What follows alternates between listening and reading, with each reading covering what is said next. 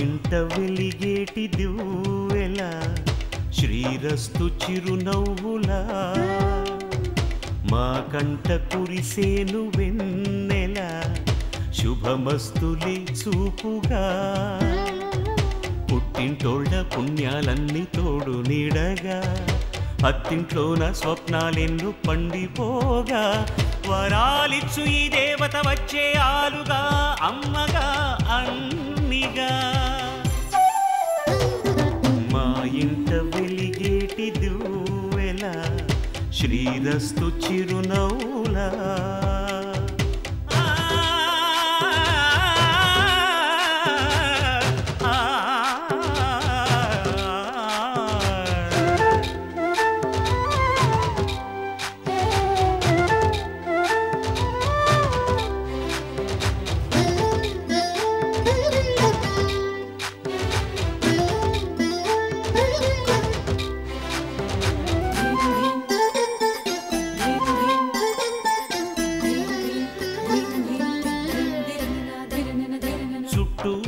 చీకట్లన్నీ కాటుక పెట్టింది తన కష్టాల కన్నీరు తానే తాగింది మాట మాట మంచి చెడ్డ మాలలు కట్టింది తన అమ్మోరి మెళ్ళోన మల్లిగా మారింది సహనంలో భూమాతై సహధర్మంలో సీతై సాగింది ఒంటిగా పగలంతా ఇల్లాలై పతి కోరే ప్రియురాలై పండింది ఆ దేవతే మాకు ప్రేమాంకితం చేసేలి జీవితం ఎన్నడు మా ఇంట వెలిగేటి దివ్వెలా శ్రీరస్తు చిరునవ్వులా మా కంట కురిసేను వెన్నెలా శుభమస్తులే చూపుగా పుట్టింటోళ్ళ పుణ్యాలన్నీ తోడు నీడగా అత్తింట్లోన స్వప్నాలెన్నో పండిపోగా వరాలిచ్చు ఈ దేవత వచ్చే ఆలుగా అమ్మగా అన్నిగా మా ఇంట వెలిగేటి దివ్వెలా శ్రీరస్తు చిరునవ్వులా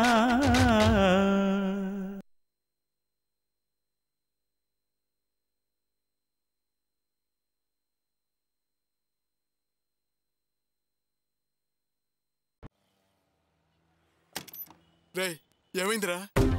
అన్న ఫోన్ నాట్ రీచబుల్ అని వస్తుందిరా. అన్నయ్య ఊరెళ్ళాడు కదరా, అక్కడ సిగ్నల్ లేదేమో. ఇప్పుడు ఏం చేద్దాంరా? రే ఓ పని చేద్దామా, ఈ విషయాన్ని శివన్నకి చెప్దామా? శివన్నయ్యకి మనన్నయ్యకి గొడవలు అయ్యాయి కదరా, ఇప్పుడు వెళ్ళి శివన్నకి చెప్పినా ఏం ప్రయోజనం లేదు. శివన్న ఏం కల్పించుకోడరా. మరి ఏం చేద్దామరా? ఎవరితో చెప్దామరా? ఏదో ఒకటి చేయాలరా. అన్నయ్యకి ఈ విషయం ఎలాగైనా తెలియజేయాలి. సరేరా రా.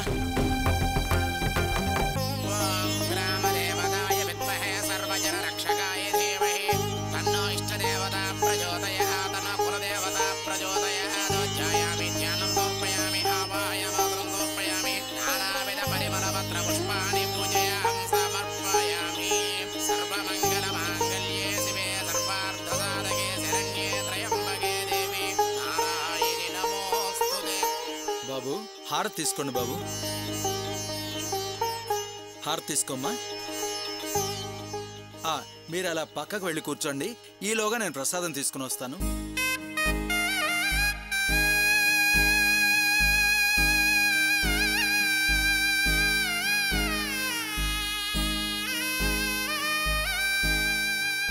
జాగ్రత్త.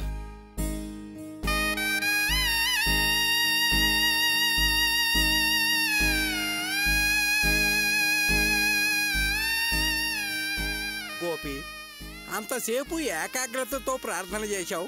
అర్చన పండుంటి బిడ్డను సుఖంగా ప్రసవించాలనేనా? ఏంట్రా ఏమీ మాట్లాడవేంటి? ఏ భర్త అయినా కడుపుతో ఉన్న భార్యను గుడికి తీసుకొచ్చాడు అంటే అలాగే కోరుకుంటాడు. నువ్వే చెప్పడానికి సిగ్గుపడుతున్నావు. ఏమండి, మావయ్య అన్నది నిజమేనా? అందుకేనా ఇంత మౌనంగా ఉన్నారు? అదేం లేదర్చన, కోరిన కోరికల్ని చెప్పకూడదంటారు. అందుకే. పర్వాలేదులే, చెప్తానన్నా. నేను నా గురించో అర్చన గురించో లేదా దాని కడుపులో పెరుగుతున్న మా బిడ్డ గురించో కోరుకోలేదు. వాసుగాడి గురించి, రాణి గురించి, అమ్మ గురించి కోరుకున్నాను. ఏంట్రా వాళ్ళ గురించి వేడుకున్నావా? నీ గురించి అర్చన గురించి అసలేం కోరుకోలేదా? లేదు నాన్న, మా గురించి ఎందుకు నన్ను కోరుకోవడం? నేనెప్పుడూ ఎవరికీ అన్యాయం చేయలేదు. ఆ అమ్మవారు మమ్మల్ని ఎప్పుడూ మంచిగానే చూస్తుంది. రేయ్, నీ మంచి మనసుకి అంతా మంచే జరుగుతుందిరా. అయినా ఆ అమ్మవారికి తెలియందేముంది? ఇంతకీ వాళ్ళ గురించి ఏం కోరుకున్నావురా? ఈ రోజు నుంచి వాసుగాడి బిజినెస్ ప్రయత్నాలు మొదలు పెడుతున్నాడు కదా, వాడి బిజినెస్ బాగా జరగాలని, వాడు బాగా డబ్బులు సంపాదించి బాగా సెటిల్ అవ్వాలని, అలాగే రాణి ఫస్ట్లో పాస్ అయి ఆకాష్తో రాణి పెళ్లి బాగా జరగాలని, అమ్మ ఆరోగ్యం బాగుండాలని కోరుకున్నానన్న. ఇలాంటి గొప్ప మనసున్న మనిషి వాళ్ళకి అన్నయ్యగా దొరకటం ఏ జన్మలోనో చేసుకున్న పుణ్యంరా. అమ్మవారి దయ వల్ల అన్నీ సక్రమంగానే జరుగుతాయిరా, జరిగి తీరతాయి.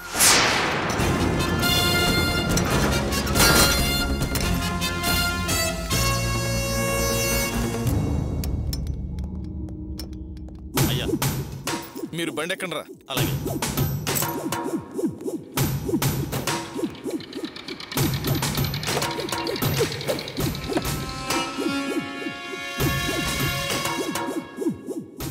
వీళ్ళు ఎన్ని తనినా ఇక్కడి నుంచి వెళ్ళలేదంటే మంచి విశ్వాసం గల కుక్కల్లా ఉన్నారే. రేయ్, మీ స్వామి భక్తికి జేజేలరా. పోనీలే, నాకు కూడా కానీ ఖర్చు లేకుండా వాచ్మెన్ దొరికినట్టుంటుంది. జాగ్రత్త.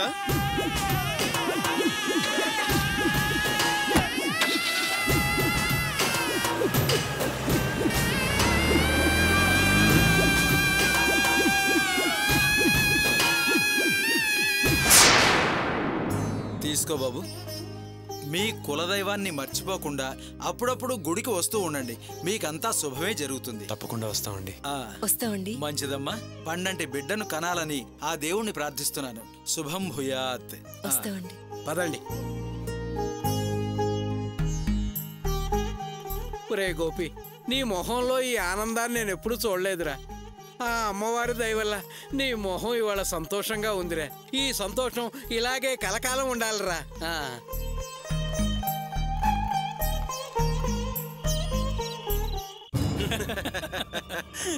చీర్స్ మామా. చీర్స్ మామా.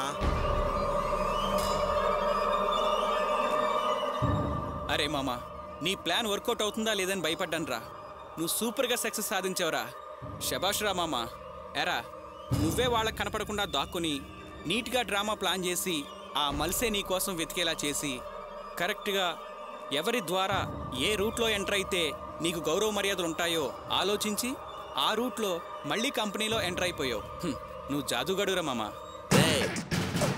కిక్కు బాగా ఎక్కినట్టుంది. నన్ను ములగ చెట్టు ఎక్కిస్తున్నావురా. అయినా నాకు ఈ క్రెడిట్ అంతా రావటానికి కారణం నువ్వేరా. ఏంట్రా సెటైరా? నేను కారణం ఏంటి? అవునరా, నేను చెప్పేది నిజం. అయిన దానికి కాని దానికి ఆవేశపడిపోతూ ఆ కావ్య మీద పగ తీర్చుకుంటే చాలనుకునే నన్ను అలా కాదురా, కాస్త ఆవేశం తగ్గించుకో, ఆలోచించి అడుగులు వెయ్యి. పగ మాత్రమే తీరాలని అడుగులు వెయ్యకు. ఆమె పక్కనే ఉంటూ ప్రతి క్షణం ప్రాబ్లం క్రియేట్ చేస్తూ దాన్ని టార్చర్ పెడుతూ దాని టెంపర్ తగ్గించాలి. మెల్లగా ఓడిపోయాను అని ఒప్పుకునేలా చేసి మెల్లగా నీ ఒళ్ళోకి తీసుకుని అనుభవించరా అని సలహా ఇచ్చింది నువ్వురా. నాకు జ్ఞానోదయం కలిగించావు.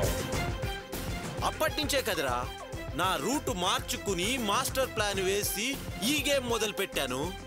అందుకేరా నువ్వే కారణం అన్నాను. ముందు నీకే థ్యాంక్స్ చెప్పాలి మామా. నాకు థ్యాంక్స్ చెప్పడం ఏంట్రా? నేను అంతో ఇంతో స్వార్థంతోనే కదా ఏదైనా చెప్పేది చేసేదిని.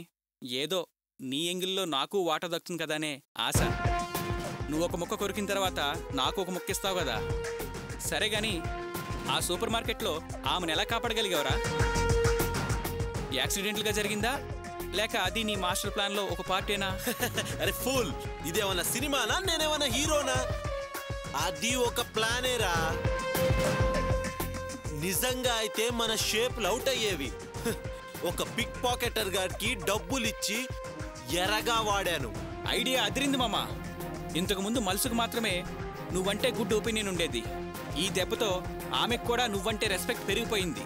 అందులో డౌటే ఉందిరా, డెఫినెట్ గా అంతే.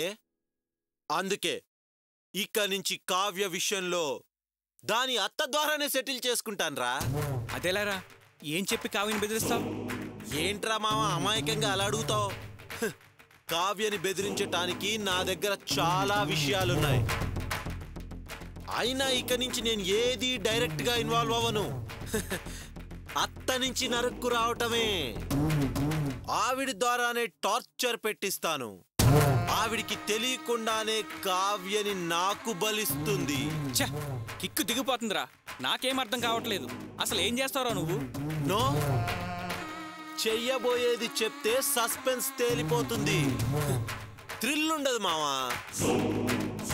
ఆ విషయం వదిలేసి ముందు ఈ విషయం చూడరా.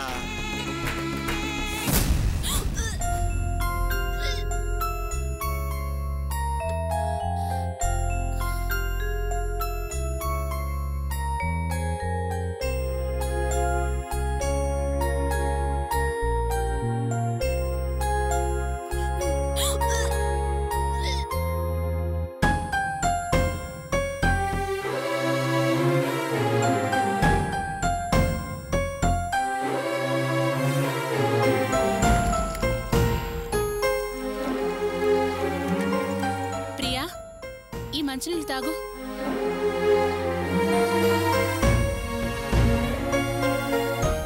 కడుపుతో ఉన్నప్పుడు ఇవన్నీ మామూలే ప్రియా. ఉండు, జ్యూస్ తీసుకొస్తాను. అయ్యో వద్దొదినా. వద్దంటావేంటమ్మా? ఏమీ తినకుండా ఉంటే నీరసం వస్తుంది. నువ్వు వెళ్ళి పడుకోపో, నేను యాపిల్ జ్యూస్ తీసుకొస్తాను.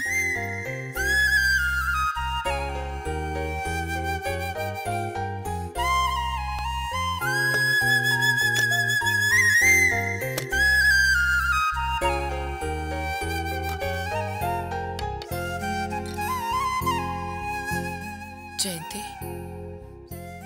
అది మళ్ళీ వాంతి చేసుకుందా? అవునత్తయ్య, తిన్నదంతా వెళ్ళిపోయింది.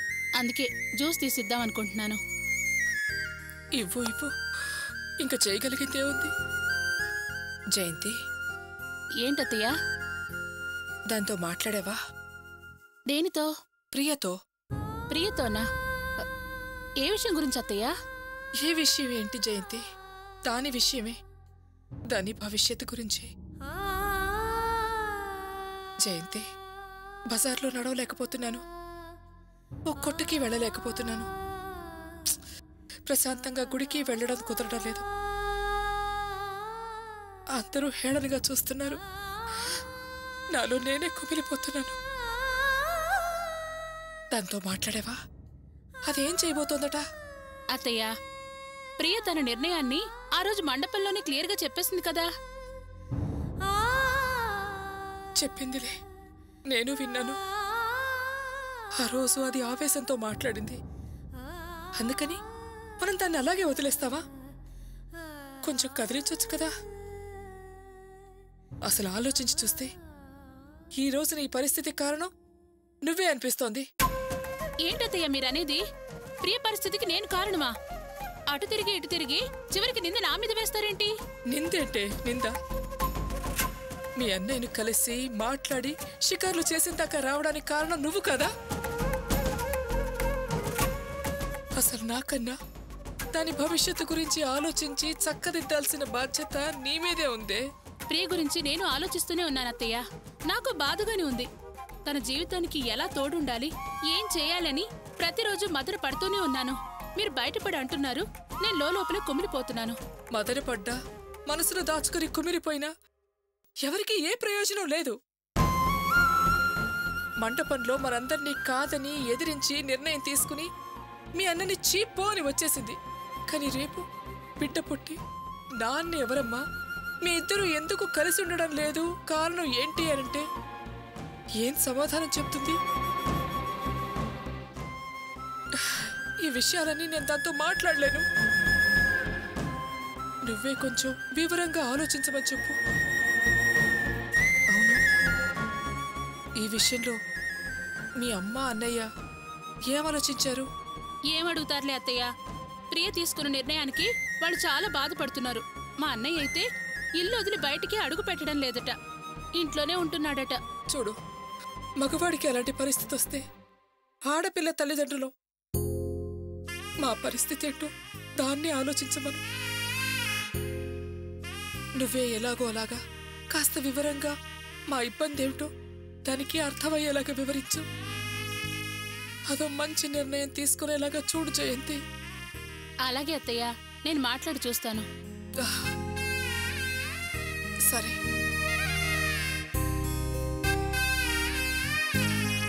ఏంటి ఈవిడ మళ్ళీ ప్రియతో పెళ్లి విషయం మాట్లాడమంటుంది? ఇప్పుడు ఏం చేయాలి? సరే, మాట్లాడి చూద్దాం. అది గాని ఓకే అంటే ఈవిడికి కన్నీళ్లు పర్మనెంట్ చేయొచ్చు. ఒకవేళ తను నో అంటే ఇలాగే ప్రియ జీవితం గురించి ఏడుస్తూ చావాలి. ఎస్ అన్నా నో అన్నా మనకైతే లాభమే.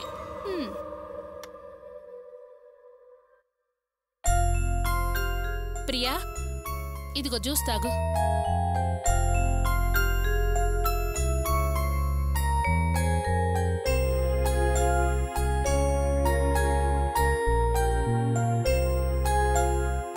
ప్రియా, నీ ఫ్యూచర్ గురించి నువ్వేం డిసైడ్ చేసుకున్నావు? ఇంకా డిసైడ్ చేసుకునేది ఏముందదినా?